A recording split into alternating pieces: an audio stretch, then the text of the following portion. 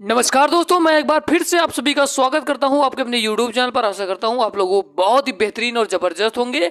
हम लोग करने जा रहे हैं रेलवे के दृष्टिकोण से।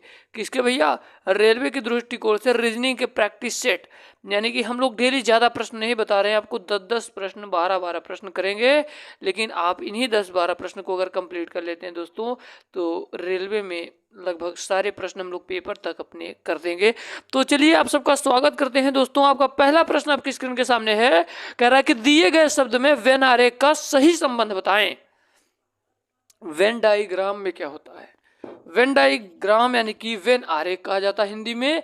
इसमें क्या होता है दोस्तों, इसमें आपको क्या कहता है, इसमें आपको संबंध बताना होता है। जैसे मान लो आपको कैसे संबंध बता दूं, जैसे आपको दे दिया जानवर, जानवर और भैंस, जानवर भैंस और आलू, ये जैसे है। तो इसमें आपको जैसे संबंध बताना होगा तो क्या आप करेंगे? आपको कुछ नहीं कर रहा। देखो जानवर है तो जानवर के अंतर्गत ही तो भैंस आता है, तो भैंस हो जाएगी इसके अंदर, और आलू भाई अलग होता है। इसका जो वेन डायग्राम है ऐसे बनेगा। परंतु ये प्रश्न क्या कह रहा है, सुनिए। कह रहा है कि जूते, घास और मोबाइल में वेन डायग्राम आरेख बनाना है। तो मेरे प्यारे दोस्त, जूता एक अलग पार्ट चीज है, घास एक अलग चीज है, और मोबाइल इन एक अलग चीज है। यानी कि इसका जो वेन डायग्राम आरेख होगा ऐसे बनेगा। हमारे ग्रुप डी वाले विद्यार्थी ध्यान से सुनते रहें, एनटीपीसी वाले विद्यार्थी ध्यान से सुनते रहें। यहां पर देखिए दोस्तों, जूता है, घास है, मोबाइल है, ये देखिए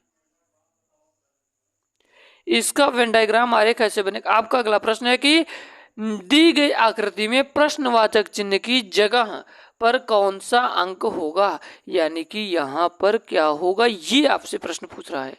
हम लोग पहले देखते हैं कि ऐसे कैसे हुआ।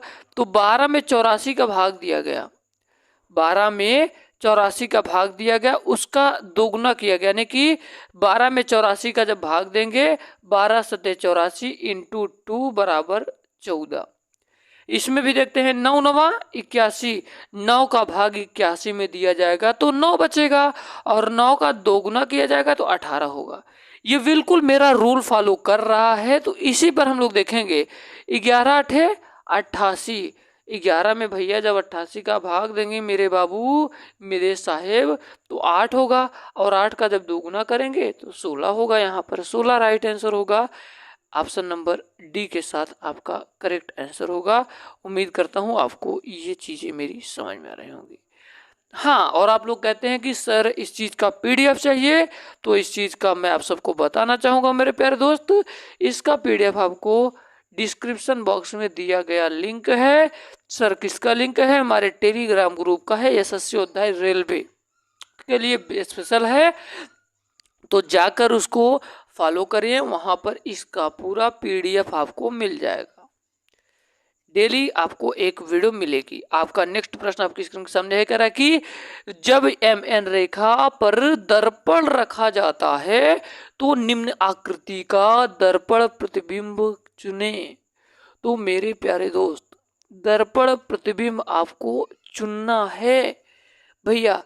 तो इसका दर्पण जो प्रतिबिंब बनेगा वो कैसा होगा, यही आपसे प्रश्न पूछा है। तो याद रखना, जो इसका दर्पण प्रतिबिंब बनेगा, इसका जस्ट उल्टा बनेगा, ये ऐसे बनेगा। जो ये चीज है ये नीचे चले जाएगी, ये ऐसे हो जाएगी। तो ये कहाँ दिखाई दे रहा है? ऑप्शन नंबर बी में। तो ऑप्शन नंबर बी आपके साथ होगा। बस ऐसे प्रश्न आता है, बहुत कठिन नहीं पूछा जाता है। ग्रुप डी हो गया। रीजनिंग का पोर्शन मैं आपको बताना चाहूंगा, लगभग ऑल टू वन, यानी कि 1 to Z, यानी कि सभी एग्जाम में लगभग लगभग वैसे पूछा जाता है। बस आपको बेसिक समझना होगा। अगला प्रश्न आपकी स्क्रीन के सामने कह रहा है कि किसी घड़ी में 9:30 है, तो उसी का दर्पण प्रतिबिंब समय क्या होगा? तो मेरे प्यारे भैया, 11:60 में आपको घटाना होगा। इसका राइट आंसर क्या होगा?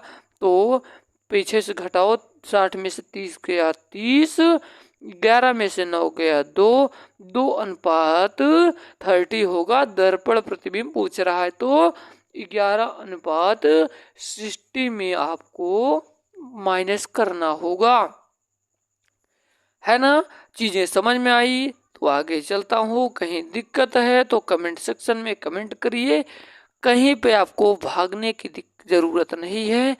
ईमानदारी के साथ एक जगह से अच्छे से पढ़ते चलिए। ईमानदारी के साथ पढ़ाऊंगा, एक एक प्रश्न करवाऊंगा, तो आपको भागना नहीं है। 10-10 प्रश्न, 20-20 प्रश्न रीजनिंग के बहुत हो जाएंगे। बाद में आपको हर टाइप केवल देखना है बस।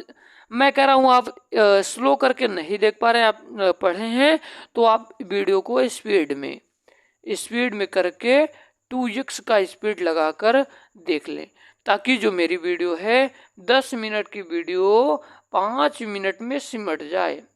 अब 5 मिनट में सिमट जाएगा तो 5 मिनट में वीडियो आपका कंप्लीट हो जाएगा। क्या दिक्कत है भाई?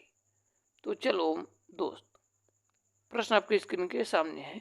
कह रहा है कि सभी वर्ष दिनांक हैं, कोई भी दिनांक दिन नहीं है।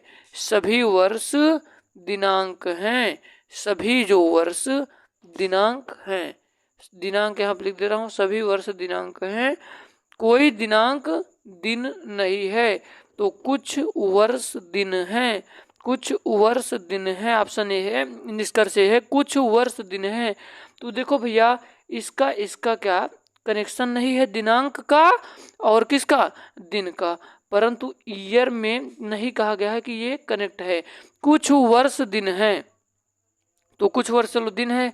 कोई भी दिन दिनांक नहीं है, तो क्या हो जाएगा, पहला वाला भी सही हो जाएगा, दूसरा वाला। निष्कर्ष एक, दोनों ही तर्क संगत हैं। ऑप्शन नंबर सी के साथ जाएगा आपका राइट आंसर। हम लोग चलते हैं अपने अगले प्रश्न की ओर। फिर से यहाँ पर देखिए, फिर से समझिए। कह रहा है कि सभी वर्ष मतलब ईयर, सभी वर्ष दिनांक हैं, कुछ वर्ष दिन है। देखिए, कोई भी दिनांक दिन नहीं, कोई भी दिनांक क्या है, दिन नहीं है। यहाँ पर दिन है, कोई भी दिनांक दिन नहीं है। तो कह रहा है कि अगला है निष्कर्ष में, तो निष्कर्ष क्या है, कुछ वर्ष दिन है। जो कुछ वर्ष है इससे इनका कनेक्शन नहीं है, परंतु इसका कनेक्शन हो सकता है। ठीक है, तो ये होगा कोई भी दिन दिनांक नहीं। बिल्कुल सही बात है भाई, कोई भी दिन दिनांक नहीं है, कुछ वर्ष दिन है, दोनों तर्क संगत है, यानी कि ऑप्शन नंबर सी के साथ जाएगा। आपका अगला प्रश्न आपके स्क्रीन के सामने है। कह रहा है कि उस विकल्प की पहचान करें जो तीसरी आकृति से उसी प्रकार संबंधित है जो जिस प्रकार दूसरी आकृति पहली आकृति से संबंधित है। तो दोस्तों, यहां पर आपको क्या देखना है, यहां पर देखो यहां पर रेशियो है, उसके बाद यानी कि अनुपात है, फिर समानुपात है। पहले क्या किया गया है, पहले ये आकार बनाया गया है, उसके बाद अंदर त्रिभुज, उसके बाद इसमें देखो क्या किया गया है, ये दो त्रिभुज है इसको बड़ा कर दिया गया है, और ये जो बड़ा है इसको छोटा कर दिया है। इसी प्रकार से इसमें क्या होगा, इसमें ऐसे होगा, ये वाला पहले बड़ा हो जाएगा, ऐसे ऐसे ऐसे। मेरे प्यारे दोस्त सीख पा रहे हैं, ऐसे ऐसे होगा। और ये वाला जो चीज है ये इसके अंदर बिल्कुल हो जाएगा। इसके अंदर कैसे हो जाएगा, ऐसे ऐसे ऐसे ऐसे ऐसे ऐसे, यानी कि right answer option number C के साथ जाएगा। रीजनिंग के प्रश्न आप लोग कर सकते हैं, डेली आपको एक एक वीडियो मिलेगी। देखिए, लोहा, आप लोगों ने क्या पीरियोडिक टेबल पढ़ा है? पीरियोडिक टेबल किसमें है सर? तो पीरियोडिक टेबल है केमिस्ट्री का चैप्टर होता है पीरियोडिक टेबल। तो उसमें पूरा टेबल वाइज दिया रहता है, hydrogen, helium, lithium, barium, boron, carbon, nitrogen, oxygen, fluorine, sodium, magnesium, निकल, स्कैंडियम, ऐसे ही पूरा है। तो मैं आपको बता दूं, रेलवे में साइंस का बड़ा योगदान है भैया, साइंस का बड़ा योगदान है। तो हम लोग साइंस का वन शॉट, थोड़े दिनों के बाद वन शॉट एक एक चैप्टर बड़ी आसानी से पढ़ते हुए, समझते हुए, चित्र के माध्यम से, बिल्कुल 3D स्ट्रक्चर में आपको वीडियो मिलेगा। ठीक है, तो समझाएंगे बड़ा बेहतर। तो इसी प्रकार कहा गया है कि लोहा का Fe है, लोहा का जो रासायनिक सूत्र होता है Fe है, तो Fe का कोबाल्ट। तो चांदी का क्या होगा, तो Au होता है, यहाँ पर Ag होता है भैया, Ag याद रखना। ऑप्शन नंबर सी के साथ जाएगा। आपका 8 नंबर का प्रश्न कह रहा है कि @ को 5 लिखा जाए और परसेंटेज को 2 लिखा जाए, और यहाँ पर क्या है, इसको 9 लिखा जाए और हैशटैग को 7 लिखा जाए, तो इसको क्या लिखा जाएगा, तो परसेंटेज पहले है तो परसेंटेज पे 2 है तो 2 लिखेंगे, यहाँ पर ये वाला सिंबल है तो इसका 9 है 9 लिखेंगे, हैशटैग है हैशटैग पे 7 लिखेंगे, एट द रेट पे 5 लिखेंगे, यानी कि 2 हाथ को पूर्व मानो, फिर यहाँ पर पश्चिम, यहाँ पर उत्तर, यहाँ पर दक्षिण, यहाँ पर उत्तर पूर्व, यहाँ पर उत्तर पश्चिम, यहाँ पर दक्षिण पश्चिम, यहाँ पर दक्षिण पूर्व, ये 8 दिशाएं होती हैं। ठीक है, यहाँ पर देखो हाथी उत्तर की दिशा में 8 मीटर जाता है, फिर बाएं मुड़ता है 6 मीटर, 8 6 हो गया, 8 6 14 हो गया भैया। तो ये पूछ रहा है कि यहाँ से लेकर यहाँ तक की बीच की दूरी पूछ रहा है, यहाँ से लेकर यहाँ तक की दूरी पूछ रहा है। बहुत अच्छा क्वेश्चन है, बहुत बच्चे फंस जाते हैं। जब भी याद रखना यहाँ से लेकर यहाँ तक की बीच की दूरी, तो आप लोग क्या करेंगे, कुछ लोग कहेंगे 14 लगा दो, 14 नहीं होगा भैया, कैसे नहीं होगा हम बताते हैं।